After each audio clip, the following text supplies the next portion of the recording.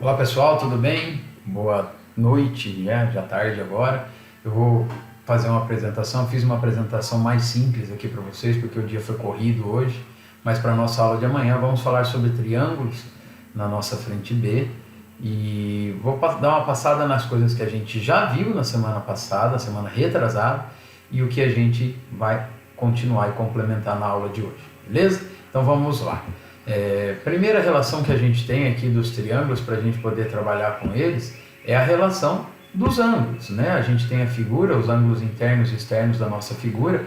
Fiz, como eu disse, bem mais simples, todas as informações já de uma vez, mas para que a gente possa trabalhar eu vou anotando aqui com o nosso famoso marca-texto para a gente poder trabalhar. Então nós temos aqui na figura ABC os três vértices da nossa figura, A, B e C, os lados AB, BC e AC, de medidas Azinho, Bzinho e Czinho, são os lados do triângulo. Os ângulos internos, aqui a gente tem o ângulo A, o ângulo B e o ângulo C, ângulo interno, e aqui o ângulo externo do ângulo B. Então, o ângulo alfa externo do ângulo B, beleza? Outra, nós temos a relação da soma das medidas dos ângulos internos de um triângulo, de qualquer triângulo, sempre igual a 180 graus. O que eu tenho aqui? Esse ângulo alfa igual a esse ângulo A, esse ângulo beta igual a esse ângulo B. Eles são ângulos alternos internos, considerando que a reta R de cima é paralela à reta do lado AB. Formam os três ângulos ali em cima o ângulo raso. Portanto, a soma do ângulo alfa mais o ângulo C mais o ângulo beta é igual a 180.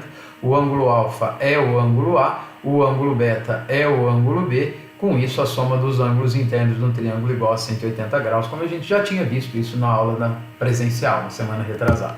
Outra coisa que a gente também já tinha visto é a soma dos ângulos internos. A gente tem aqui que ângulo externo mais o C, E mais o C é 180, A mais o G 180 e B mais o F também 180 graus. Se eu falar que isso daqui gerou para nós um sisteminha, se a gente somar essas três equações, antes da igualdade eu vou ter A mais B mais C, depois da igualdade E mais F mais G.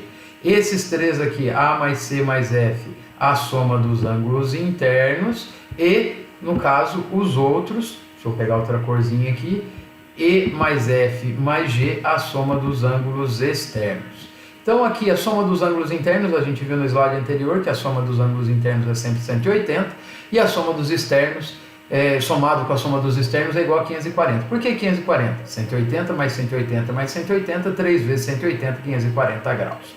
A soma dos ângulos externos, então, se eu passar o 180 para o outro lado, sempre igual a 360 graus.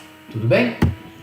O teorema do ângulo externo, a medida de um ângulo externo é igual à soma de dois internos a ele não adjacentes, sempre. Então o que eu peguei? Peguei aqui esse vértice, ângulo C, o interno, mais o ângulo alfa, igual a 180 graus, e a soma dos três internos, A mais B mais C, igual a 180 graus. Esse lado da igualdade igual a este lado da igualdade, porque os dois equivalem a 180 graus. Então o que eu fiz? A mais B mais C igual a C mais alfa. Cancelando o C daqui com o C do outro lado, porque passando para o outro lado ele fica negativo, a gente tem que A mais B é igual a alfa. Então é isso que o teorema diz. A medida do externo é a soma de dois internos não adjacentes, que não estão do lado dele. Com isso vale, nessa outra figura, que ângulo A mais ângulo B é o ângulo E, externo de C. O ângulo C mais o ângulo A é o ângulo F, externo de B. E o ângulo C mais o ângulo B é igual ao ângulo G, externo de A. Beleza? Teorema do ângulo interno, teorema do ângulo externo aí provado.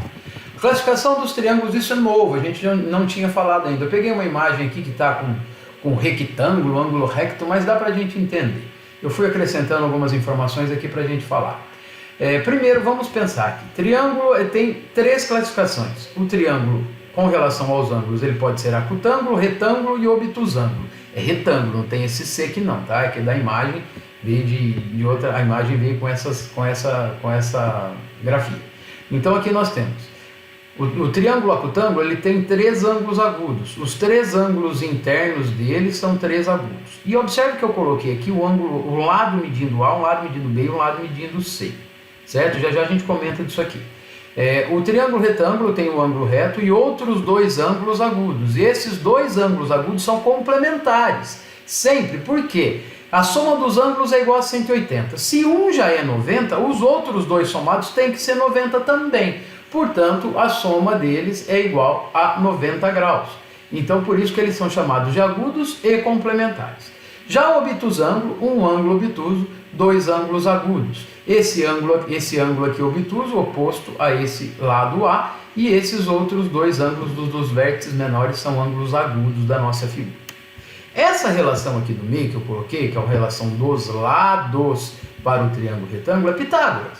Em relação de Pitágoras, A ao quadrado igual a B quadrado mais C quadrado. Então vamos pensar, se a gente tiver dois catetos e a hipotenusa ligando esses catetos, essa hipotenusa mede A. Se eu por um acaso reduzir um pouquinho, a medida da hipotenusa eu estou diminuindo também. Portanto, para triângulos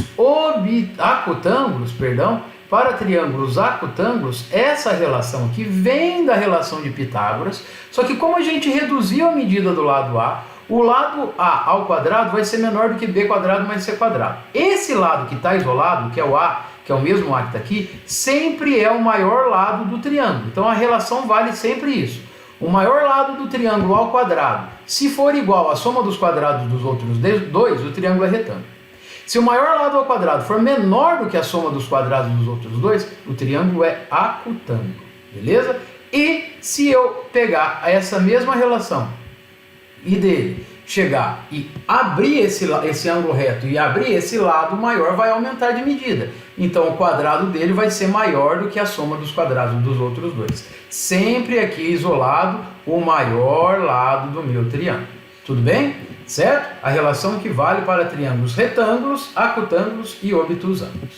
Outra classificação é a relação aos lados. Um triângulo escaleno tem três lados diferentes. O triângulo isósceles tem dois lados iguais e dois ângulos também iguais. Esses dois lados são lados de mesma medida. E o lado distinto no triângulo isósceles é chamado de base do triângulo isósceles. Beleza? Já no triângulo equilátero, três lados iguais, três ângulos internos iguais, os três ângulos de 60 graus.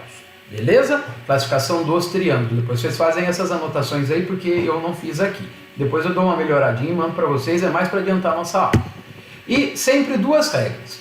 O maior lado de um triângulo sempre é oposto ao maior ângulo. Então se eu pegar aqui, ó, três medidas, 4,7.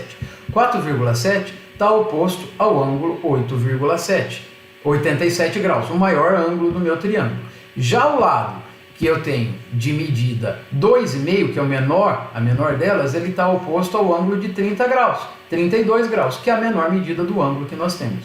E o ângulo intermediário, 61, oposto ao lado intermediário de 4,2 centímetros.